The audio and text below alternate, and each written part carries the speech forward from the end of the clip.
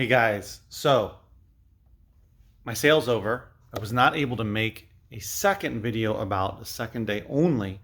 Instead, this video will be about day 2 and day 3, as much as I can remember about day 2, because now it's a bit of a blur now that I just finished day 3, my final day of my 3-day sale, which I do every month. So just finished. It's Sunday. It is about 2:45 p.m. We close at 2. We had some people here, a few people that were here past 2 o'clock, which is fine. If I do have people, then I just stay open. Of course, I'm not going to kick them out. And anyway, so that's what I did. It was a good 3-day sale. Got off to a really rocky start on Friday, but it picked up yesterday and today. I did not do as well as I did last sale. I was, I think, a couple $100 less this time, but still did well. I said from the beginning, I don't know if I put it in any videos. I haven't been making videos regularly, but at least I thought it, and I think I put it in a video, but that I wanted this sale to cover the payment of this space. That was my first big goal. And the first like 6 sales or so, I did not reach that goal. I got close on one of those sales, or one of the sales, and then as I went along, I learned I should do more than one day. I was just doing one day. I was just doing Saturday in the beginning, and then I started doing Sunday, and then I even started doing Friday, and now I do 3 days. So as that evolved, my sales increased, because I can clearly have more people show up over 3 days than over just one day or 2 days. So that has been good. That has helped me sell more. And this time around, I did make more than my lease payment, which is awesome. Whenever I do that, I am happy to have hit that goal, because it does pay for the space on its own.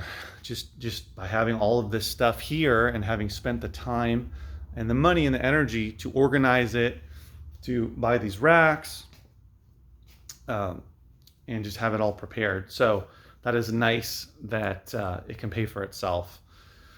And as I continue to evolve and get better at putting on these sales, ideally, more people will come and more people will know about it. It just takes time.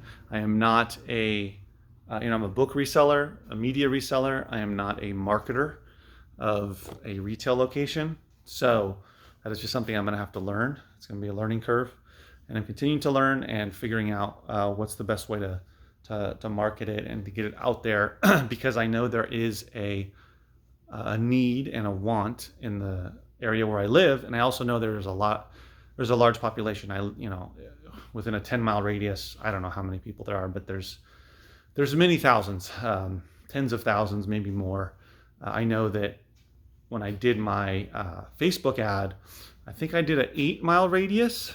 And based upon the interest that people had, I think my pool of potential people who would see my ad was something like 130 or 160,000 people. So, you don't have to go very far from where I live to be able to find people. And I know there's lots of people that would love to have access to a large selection of books and all the other media, records, CDs, DVDs, video games, and even audiobooks. I sold more audiobooks this time around than I have in the past, and it just shows that people buy all kinds of media. I had someone buy a VHS tape because I have about a few dozen VHS tapes that I keep. When I get VHS tapes, I keep the ones that are unique, different, that aren't selling for a lot of money online. If I find one that's selling for 20, 30 bucks online, then I will list it online. But if it's a lower priced VHS, but it's interesting in some way, unique, it's not one of those typical titles, I will keep it. And you never know. Someone, as that grows, I'll probably put out some VHS tapes as well, because there are some people that ask, and another one is audio cassette tapes. So there's interest in all the different types of media, the 5 that I have, which again are books, CDs, DVDs, records, and video games. Of course, with DVDs, there's also Blu-rays, there's also TV box sets. So those are the 5 ones that I focus on. Most of what I have are the most type of item I have. The largest quantity are CDs because they're smaller, so they don't take up as much space. And then it's probably a bit of a tie between records and books, and then DVDs close behind. But anyway, so audiobooks don't have nearly as many, but I have a good amount. And so the sale went well. I'm going to kind of be all over the place. And as I told you in the first video, this is an unedited video. I will not be doing any edits. It'll just be similar to watching a live video, except it's not live, but it's unedited. So, so the sale went well, and people today actually bought a lot of different types of stuff. There wasn't a focus on one type of media, right? It wasn't a big book day or a big vinyl day. It was kind of all over the place. So that was good. I prefer that than, I want sales. I want people to come and know about it and find out about it and come back and continually support the business. But it's always nice when I see interest in all different types of media that I have for sale. So I did really well with CDs. Books today was pretty good as well, and DVDs. So those were nice. The one area that I don't have as much as I would like are video games. Those are just tougher to find.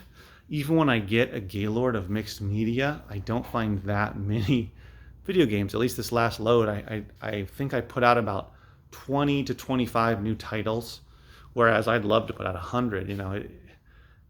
Video game aficionados will show up consistently, and they will come out. They'll pay for them. I mean, I'm charging $3, so it's not much. But even if I had some that are pricier, people will definitely pay for them. When I had a few cartridge games, I was able to sell those pretty quickly. So I will say that overall it was a success. I made my lease payment and then some. I also, another successful part of the sale was a good amount of the people that showed up, was about a split, I would say, were new faces through the advertising I did mostly on Facebook.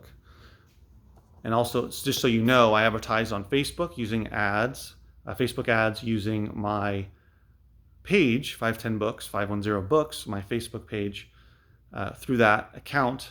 And I did a video ad. So just like I'm doing right now, I recorded myself in the space here. It was like a little over a minute video.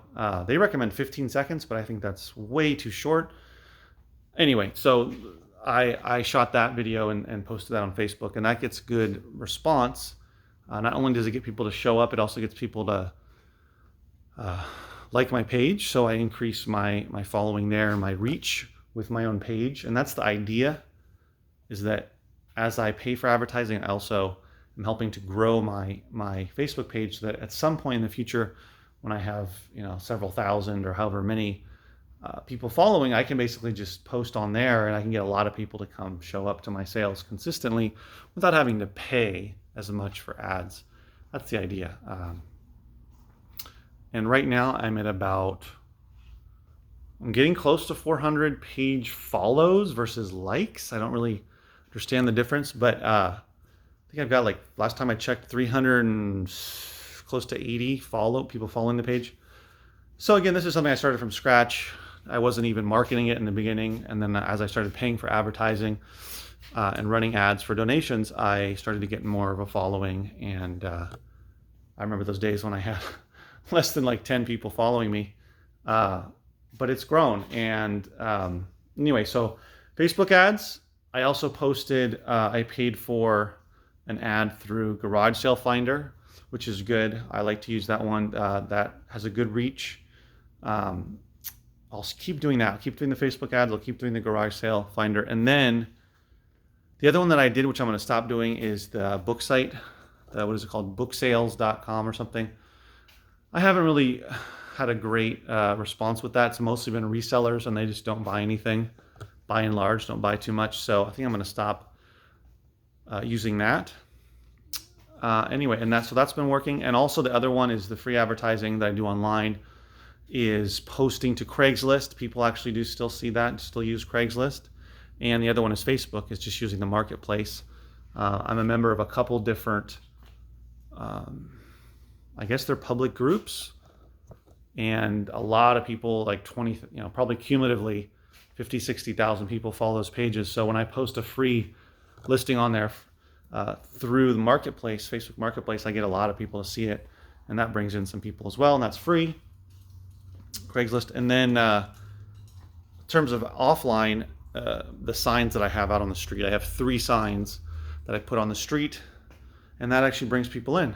Now those signs are pretty small, so I already invested in a large banner, but I need a proper frame for it and a proper way to display it out there on the right next to the road. And once I do that, that'll help bring in a lot more people. And I'm also thinking about some other signage that I could have to help bring in more people, because I am just right next to a big intersection that even on a especially on a Saturday, but even on a Sunday, a Friday, there's a lot of traffic coming through. And I need to grab people's attention and try to guide them to the sale. And so that does bring in a good percentage of the people. Well, it's probably lower, I don't know the exact percentage, but it's a good amount. It's free advertising. So that works as well. I got a couple comments today. So anyway, so that went well, but I need to improve upon the signage. I need to find other avenues for advertising. I also need to, which I haven't been good at all, is using my warm market, as it's called, the people that I know in my social circle or whatnot, friends and that type of thing, that live locally, and especially people. There's always people that or you might know who are really good at sort of being a megaphone for supporting you and telling other people, and they might be, that one person might know hundreds of people, and they might be good at spreading the news about your business, telling everybody, or a lot of people anyway. You never know, that influencer, that sort of like hobbyist marketer that'll do it for free, and that's just what they do. They like to talk up other people's businesses and things going on. So I need to get better about that. Those are some ideas anyway. And what I was going to say is also, some people today made the comment, is they were like, "Oh, you're so organized. I'm so glad you have it organized how you have it, so that things are put into certain sections based upon, for instance, the movies, based upon the genre, CDs, the genre, records, that sort of thing." And also here I have that with the books. I've got creative nonfiction, food and health, music, Native Americans, politics, U.S. history, world history, science, travel, war, writing, and then I got classics. Look at all the classics I have. Whoops, wrong way. Look at all the classics I have here, and sold some of those today. So that was good. That was positive feedback. So that reinforces what I've felt from the beginning, is that if I have my sale organized, which with my OCD I actually like doing, which is a good thing, because if you don't like it, then it's probably a pain in the butt. But organizing it to such a degree that it's really simple. People say, "Oh, I'm looking for kids DVDs." Oh, well, here's the kids DVDs over here. And check it out. They're alphabetical. Look, you start over here and you got, I don't know, adventures. You got Alvin and the Chipmunks, Arthur, etc., Barney, Dr. Seuss. So, you can go here and whatever it is, Blu-rays, alphabetical. And so you can find stuff. I have a horror section here. Same thing with the CDs, records. And now, does that take time? Yes. Is it worth it? I feel that it is. I feel that the larger I grow the business, my exposure and the amount of people who come consistently, the better it's going to be for people to find what they're looking for. And also for new people, I think it's a good first impression where they say, "Wow, it's not like I'm walking into some garage sale or into a thrift store where things are just chaotic. Like, okay, there's the book section in a thrift store or in a garage sale, but things are just jumbled up. Everything's mixed in. There's no organization. Instead, they come here and, the fiction's on one side, kids are on the other, classics are all together, all the nonfictions together, etc. And the same with everything else. So that's good feedback. I think that's good to keep doing that. Although I couldn't do it any other way, to be honest. So same with the records that I finally got the records together, which I think I made a video about. Or actually, maybe that's a video I was not able to put out, but or able to export out of iMovie. But I finally got all of my records together, as you can see, jazz, jazz, jazz. And then I have all these little signs here: religious, soul, funk, reggae, a lot of soul and funk over here. These are individually priced. And then over here, these are all the new ones to this sale. As you can see, did not sell a lot of them. Sold some though. Some people bought some. Anyway, I have little Post-its because these are temporary, and I'm just gonna end up pulling a lot of stuff from my other records that are not selling, and I'll make room and put some of these over there. So anyway, so that was a big deal for me. So now in between the sales, instead of spending time, for instance, spending all that time I was putting these racks together and then organizing all the CDs, which needed to happen anyway. But now that it's done, and now that I did that with the records, and the DVDs have been done, and the books are done, because I have, what I'm going to do here, I have these little signs here. And what I have are these little cards that stick out, but they're not very long. So what I'm going to do, I was talking to my wife today, I'm going to get ones that are double the length. So instead of 6 inches, they're going to stick all the way out here. And then people will be able to see them much easier, because they'll be all the way on the edge of the shelf. And I can take away these, because these are a pain in the butt. Because as I get some, I have to move around the books.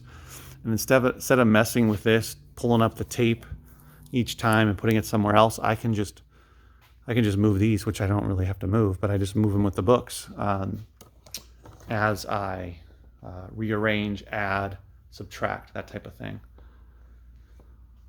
So anyway, so my point was that now in between the sales, instead of spending time organizing and putting all the records together and everything, I just have to pull stuff out that I feel I should pull out that is not sold, or that hasn't sold, and I can add. So all I have left in terms of shelving and whatnot is I still have, as you can see, this space over here, the corner. It ends in the TV box sets up there. TV box sets. Those are all TV box sets. And then on the table, I have more DVDs. And then down here on this table, on the other side of the records, I still have some boxes of DVDs. So my idea is to get a few more shelves and put all of those DVDs up on the shelves, which would be over on this wall. So this far wall here, I put a shelf, and then against there,